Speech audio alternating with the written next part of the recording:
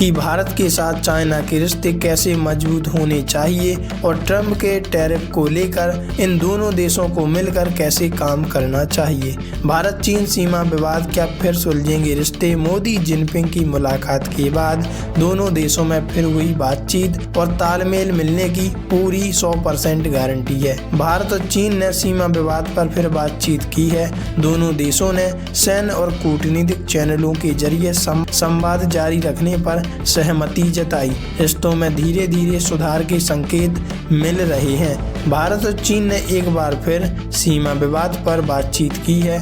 बुधवार को चीन के रक्षा मंत्रालय ने बताया कि दोनों देशों की सेनाओं के बीच पश्चिमी सीमा क्षेत्र में नियंत्रण और प्रबंधन को लेकर खुली और गहरी बातचीत हुई है। मंत्रालय के मुताबिक दोनों पक्ष अब सैन्य और कूटनीतिक रास्तों से संवाद जारी रखेंगे। भारत के विदेश मंत्रालय की ओर से इस बैठक पर अभी कोई आधिकारिक बयान नहीं आया है। ये बातचीत ऐसे समय में हुई जब भारत और चीन के रिश्तों में धीरे धीरे सुधार देखने को मिल रहा है, क्योंकि देखा जाए तो दोनों ही देश को टारगेट कर रहा है अमेरिका और अब इन दोनों देशों को एक साथ मिलकर ही खड़े रहना चाहिए और उससे टकराने की हिम्मत जुटानी चाहिए। दोनों देशों के बीच 2020 में गलवान घाटी में हुए संघर्ष के बाद दोनों देशों के बीच तनाव बढ़ गया था। इस साल दोनों देशों ने रिश्ते सुधारने के कई कदम उठाए हैं। भारत और चीन के बीच फिर शुरू हुई उड़ानें। हाल ही में भारत और चीन के बीच सीधी उड़ानें फिर से शुरू हुई। इंडिगो एयरलाइंस की कोलकाता से फ्लाइट इस दिशा में पहला कदम रही। दोनों देशों ने इसे संबंधों में बड़ी उपलब्धि बताया। प्रधानमंत्री मोदी ने भी एससीओ सम्मेलन में लिया था हिस्सा।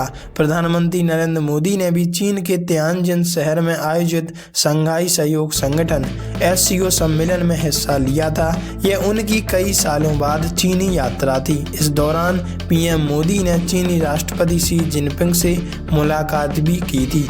मुलाकात के दौरान शी जिनपिंग ने की थी एक अपील, जिसमें बताया गया था कि दोनों देश कैसे अपने रिश्ते मजबूत कर सकते हैं। मुलाकात के दौरान शी जिनपिंग ने भारत चीन संबंधों को ड्रैगन और हाथी के साथ आने का उदाहरण बताते हुए दोनों देशों से आपसी विश्वास और सहयोग बढ़ाने की अपील की। यह बातचीत दोनों देशों के बीच तनाव कम और एशिया में स्थिरता लाने के दिशा में एक अहम कदम मानी जा रही है। तो ऐसे में साफ जाहिर होता है कि अगर दोनों देश एक साथ मिलकर काम करते हैं तो बाकायदा वास्तविकता में देखा जाए तो अमेरिका को टक्कर दे सकेंगे और अमेरिका को भी आने वाले समय में ऐसा लगने लगेगा कि वास्तव में हम जिनसे टकरा रहे हैं वो एशिया की सबसे बड़ी ताकतें हैं और उनसे टकराना हमारे बस की बात नहीं है। कहा जाए तो अमेरिका जिस तरह अपनी हर सेक्टर में चलाता है, वह मोनोपोली उसकी चल नहीं पाएगी अगर भारत चीन